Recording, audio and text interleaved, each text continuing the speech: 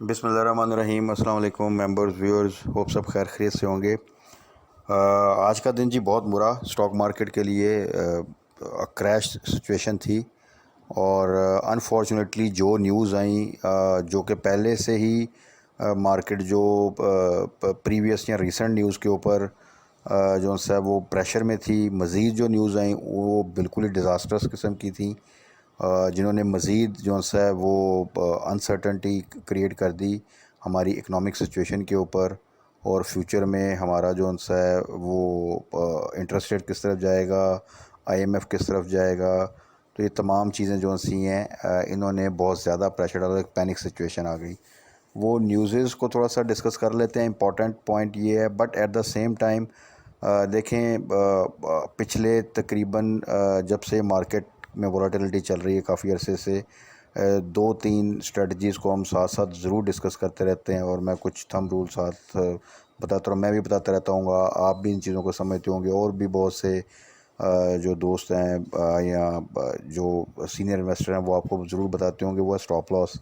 कि stop loss को ज़रूर इम्प्लीमेंट करें, टाइमली प्रॉफिट टेकिंग ज़रूर करें, क्योंकि पाकिस्तान में जो इस वक्त वॉलेटिलिटी अनसर्टेनिटी चलती है उसमें स्टॉप लॉस जो है वो आपको सेव कर जाता है ऐसी एक अनएक्सपेक्टेड डिप से।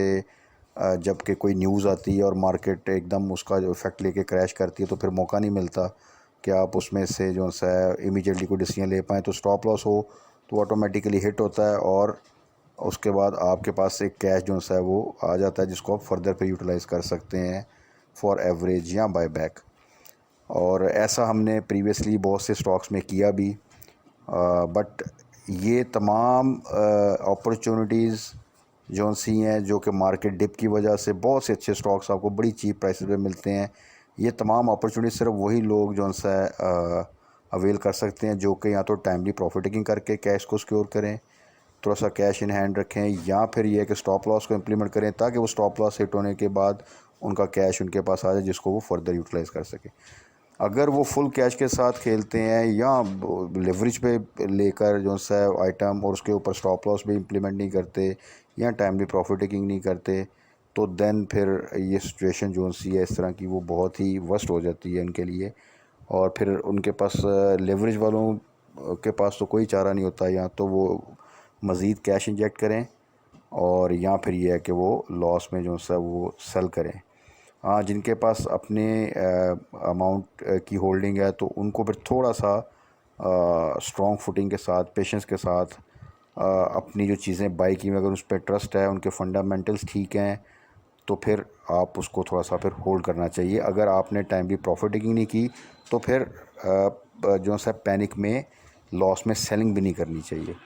तो ये चीज़ें जो सी हैं स्टॉक मार्केट में, अब तो पिछले 2-3 साल से तो खैर बार बार मार्केट जो है वो इस तरह की बहुत दफ़ा सिचुएशन दिखा चुकी, जिसमें मार्केट जो है एक रिकवरी देती है, एक रैली बनाती है, और उसके बाद कुछ ऐसी सिचुएशन आती है जो ख़्वा पॉलिटिकल साइड पे हो या इकोनॉमिक साइड पे हो, वो एक अच्छा खासा आपको जो है मार्केट में डिप लेके आती है और स्टॉक्स जो है वो 50%, 40%, 30% के करीब जो है डिप ले लेते हैं।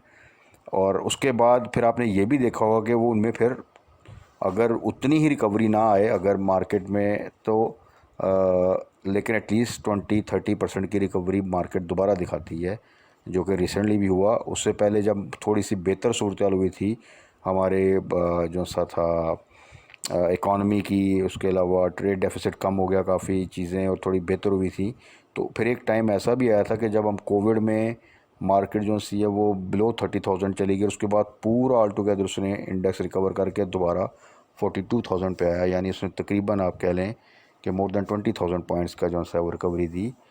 तो ये तमाम चीज़ें जो सी हैं हिस्टोरिकली चलती हैं। हमारा जो है अगर एक दफ़ा हमने एक चीज़ गलत की तो नेक्स्ट टाइम हमें उससे केयरफुल रहना चाहिए। बट अगर वही गलती हम बार बार रिपीट करेंगे कि हम हाई साइड पे बाय कर लेंगे और फिर स्टॉप लॉस भी नहीं लगाएंगे और फुल कैश में बाय करेंगे, तो फिर जो सिचुएशन इस वक्त पाकिस्तान की चल रही है उसमें तो ज़्यादा चांस ये है कि हम लॉस करेंगे या स्टक होंगे। क्योंकि एक प्रॉपर स्टेबल ना तो इकॉनमी चल रही है, ना पॉलिटिकल साइड पे चीज़ें चल रही हैं कि हमें एटलीस्ट कोई 2-3 माह ही मिल जाएं जो कि पता लगे कि चीज़ें अपनी अपनी जगह पे स्टेबल हैं, तो फिर एक मार्केट में पोटेंशियल है। जो अर्निंग्स हैं इस वक्त, जो अच्छी कंपनीज के शेयर जिन रेट्स पर हैं, तो एक अच्छी रैली एक्सपेक्टेड है। बट अनफॉर्चुनेटली हमें, मेरा ख्याल है कि पिछले जब से साल स्टार्ट हुआ है, कोई 1-2 माह भी कंटिन्यूस नहीं मिल रहे ऐसे जिसमें कि चीज़ें थोड़ी सी काम डाउन स्टेबल मोड में चलें तो हमें एक अच्छी रिकवरी मिल सके। जब ये गवर्नमेंट चेंज हुई तो उसके बाद था कि शायद चीज़ें जो सी है, क्योंकि अभी गवर्नमेंट आई है, डेफिनेटली थोड़ा सा अर्सा तो रहेगी और कुछ बजट देगी और उसके आईएमएफ के साथ दोबारा बातचीत चलेगी। और इनको क्योंकि एक्सपीरियंस है, और स्टॉक मार्केट को ये स्पेसिफ़िकली अपनी हर प्रेस कॉन्फ्रेंस में मेंशन करते थे और उसको थोड़ा सा एक प्रायोरिटी देते थे और जानते हैं कि किस तरह उसको चीज़ों को मैनेज करना है, तो वो चलेंगी। बट अनफॉर्चुनेटली जैसे ये गवर्नमेंट है उसके बाद से जो पॉलिटिकल साइड पे चीज़ें डेवलप हुई हैं, अगेन से अनसर्टनटी है। और इनका भी अब सिचुएशन, जिन न्यूज़ ने बेसिकली आज इफ़ेक्ट किया, उसमें एक तो आईएमएफ जो सा उसने कहा कि वो भी उन्होंने कल आना था, शायद एक बात आई कि वो नहीं आ रहे। अब 18 को जाके दोहा में शायद इनके जो से हैं वो मुज़ाकरात होंगे, और अभी तक आईएमएफ की तरफ से कोई ऐसी कंफर्मेशन नहीं है कि वो आपको कितने पैसे दे रहे हैं, कब दे रहे हैं। दूसरा ये कि जो सऊदीया और यूएई का विज़िट था, उस तरफ से जो पहले ख़बरें थी जो हमने वीकेंड की वीडियो में डिस्कस किया, कि उसमें भी इनकी तरफ से कोई कंफर्मेशन नहीं है कि कोई रिलीफ मिल रहा है, कोई इनको पैकेज मिल रहा है जो कि हमें इस वक्त जो हमारे रिज़र्व्स गिर रहे हैं तेज़ी से उसको सपोर्ट कर सके।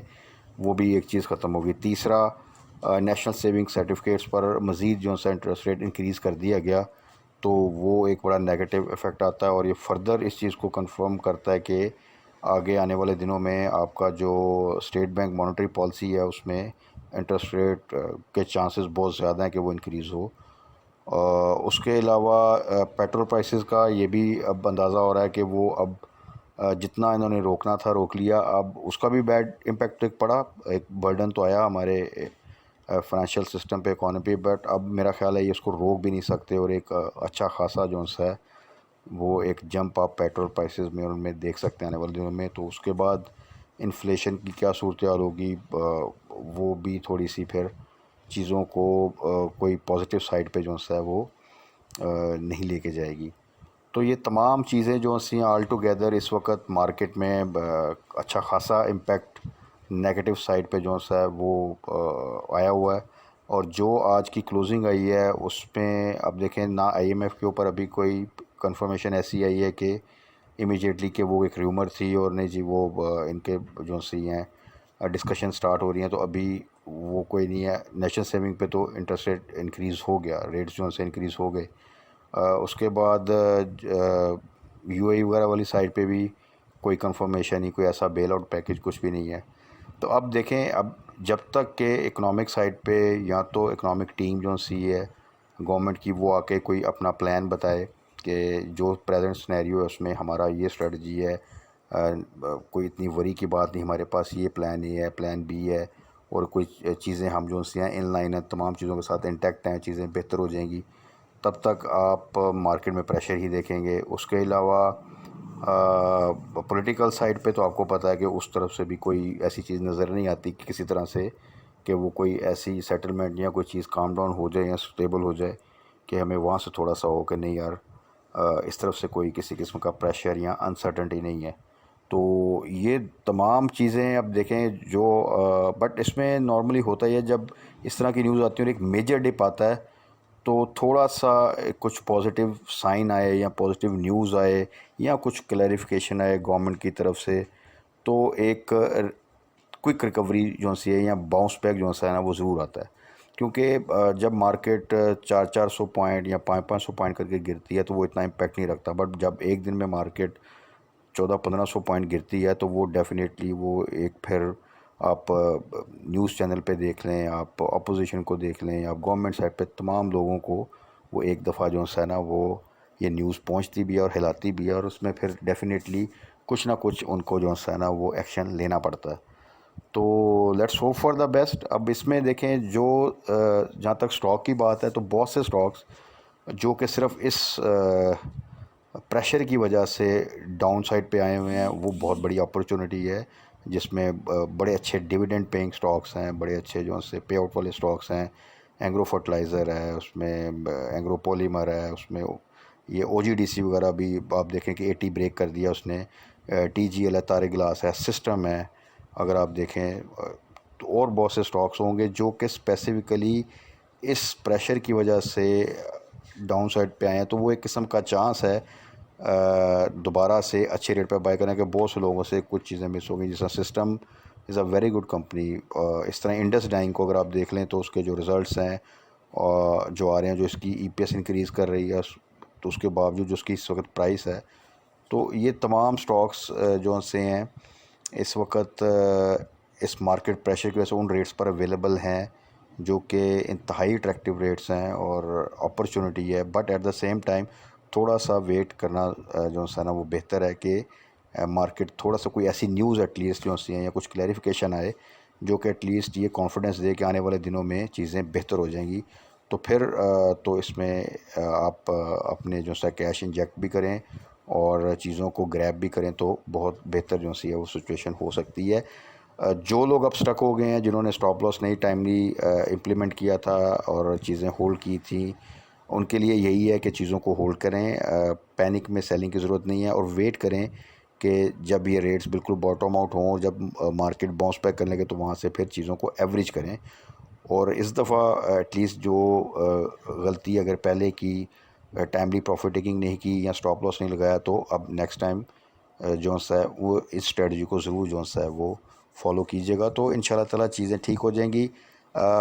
ऐसा नहीं है कि फ़र्स्ट टाइम मार्केट ने 1500 पॉइंट जो सा है वो नेगेटिव क्लोजिंग दी है। ऐसा बारहा हो चुका है रिसेंट मंथ्स में और रिसेंट ईयर्स में, और उसके बाद रिकवरीज भी हुई, उससे पहले मार्केट में बड़े बड़े डिप भी लिए।